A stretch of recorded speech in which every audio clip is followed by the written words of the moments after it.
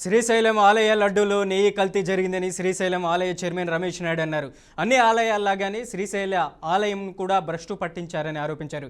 2023-24లో YCP ప్రభుత్వ హయాంలో విజయ డైరీని తెప్పించి రాజేష్ కార్పొరేషన్ ద్వారా కల్తీ నెయ్యిని సప్లై చేశారని తెలిపారు.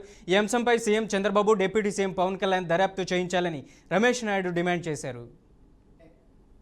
గతంలో పరిపాలన చేసిన జగన్మోహన్ రెడ్డి గారు అన్ని ఆలయాలను భ్రష్టు పట్టించినట్టుగానే శ్రీశైల క్షేత్రాన్ని కూడా కల్తీ నెయ్యితో భ్రష్టు పట్టించారు. మేము ఇంతవరకు ఎందుకు మాట్లాడలేదంటే శ్రీశైలంలో అతిపెద్ద ఉత్సవం ఏదన్నా ఉండంతే అది మహాశివరాత్రి ఉత్సవాలు. అటువంటి పవిత్రమైన ఉత్సవాల సందర్భంగా మాట్లాడదలుచుకోలేదు. ఇప్పుడు ఉత్సవాలు పూర్తయినాయి. ఇప్పుడు 2023-24లో మే 2023 నుండి మార్చి 2024 వరకు రాజేష్ కార్పొరేషన్ ద్వారా కల్తీ నెయ్యి సప్లై చేయబడింది. ఈ రాజేష్ కార్పొరేషన్ అనే వ్యక్తి కేవలం లడ్డూకు కావాల్సిన ముడి పదార్థాలు ఆలయానికి సప్లై చేసే వ్యక్తి.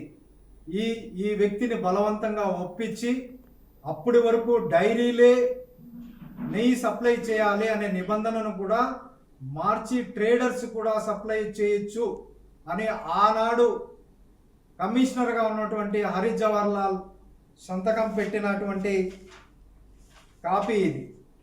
ఇప్పుడు ఇదే వ్యక్తి ఈ ప్రభుత్వంలో కూడా ఇంకొక కీలకమైన బాధ్యతలో ఉంటున్నాడు.